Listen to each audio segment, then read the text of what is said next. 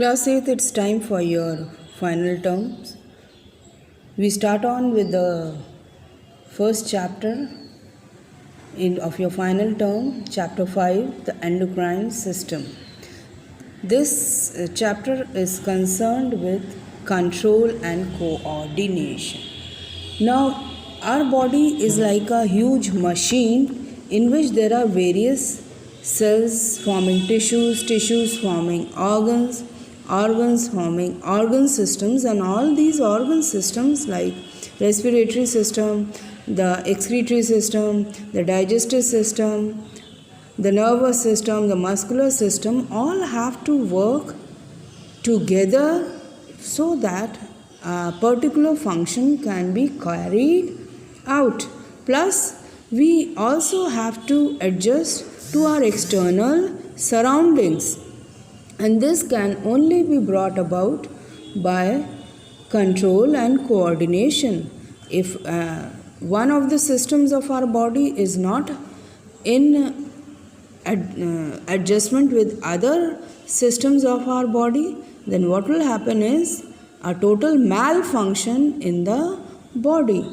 So it's very necessary to maintain a balance, a sort of homeostasis, a balance between external and internal parts of our body, as well as coordinate all the body organs together to carry out particular function.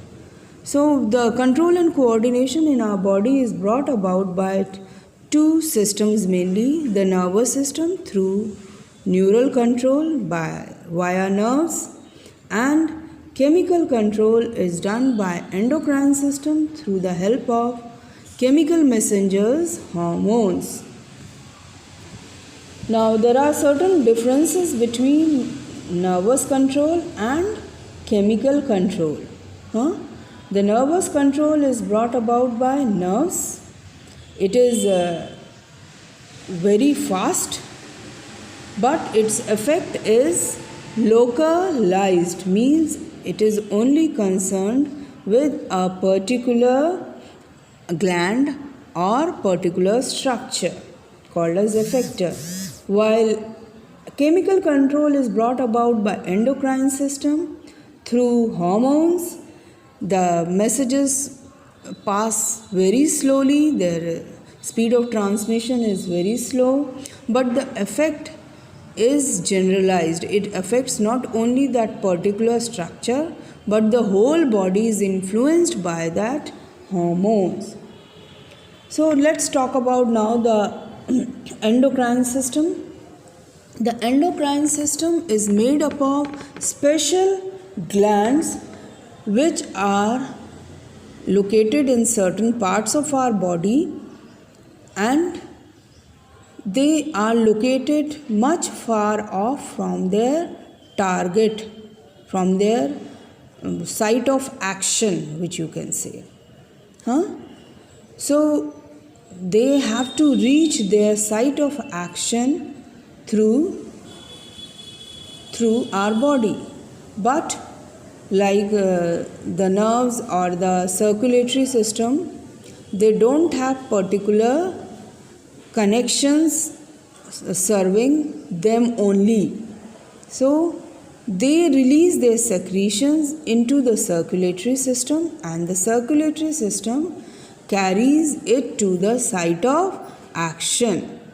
So they don't have their particular pipelines or their own ducts, hence they are called as ductless glands. They produce chemical messengers called as hormones.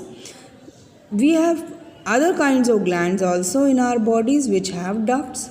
They are called as exocrine glands. They have ducts like the tear glands, the mammary glands, the oil glands in the skin, the sweat glands. They produce mostly enzymes, but they have ducts in them, and they release their secretions directly at the site of action, that is to the organ concerned. But their secretions are produced in huge amounts, plus the action is for very short duration. While endocrine glands are without ducts, their secretions are carried by blood only.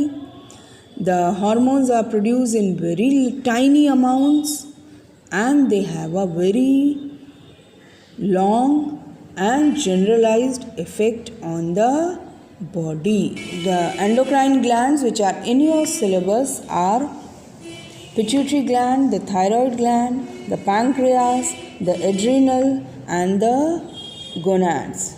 Okay? Now let's talk about hormones. The chemical messengers released by the endocrine glands. They are poured directly into the blood. They have certain characteristics. So let's see the characteristics of hormones. They are produced by ductless or endocrine glands. They are produced by the endocrine glands and much far away from their site of action, that is the target organ. They are produced in very tiny amounts and just after their action they are immediately destroyed. Their secretion less or more causes disorders in our body. And the most important thing is hormones are organ specific. That means they will only act upon their site of action and nowhere else. Though they come in contact with many structures while moving through the blood, but they will only affect the target organ for which they have been secreted. Like pituitary gland secretes a hormone, TSH, thyroid stimulating hormone. It passes through the whole of the brain. It passes through the mouth, teeth, but it only affects the thyroid gland and no other structure it controls. Okay. Now let's study the various glands. I am going to start with the pituitary gland first. Pituitary gland. Pituitary gland is located in the head region at the base of hypothalamus, a particular structure below the cerebrum, close to the hypothalamus by a stalk, a pea-shaped organ called as pituitary is found. Its function, it is called the master gland because it controls the activities of all other endocrine glands.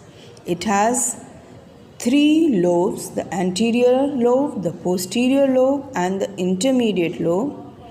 We will be talking about the anterior and posterior lobe only. The anterior lobe produces hormones called as tropic hormones which regulate the secretion of other endocrine glands like thyroid, the adrenal, the gonads, that is testes and ovary. The anterior lobe also produces growth hormone or somatotropin which influence the overall growth of the body. So its hyposecretion will make children dwarfs and hypersecretion will produce giants. The posterior lobe of pituitary secretes 2 hormones, oxytocin and vasopressin. Oxytocin is produced in females only. It helps in childbirth by relaxing the uterus muscles and influencing the mammary glands to produce milk. Vasopressin is produced in both males and females. It's also called as ADH or antidiuretic hormone. It influences the excretory system, especially it affects on the kidney and causes them to reabsorb water from the urinary filtrate. Hypersecretion will cause very less urine because most of it will be reabsorbed as water in the body, while its hyposecretion deficiency causes lots of urine to be produced.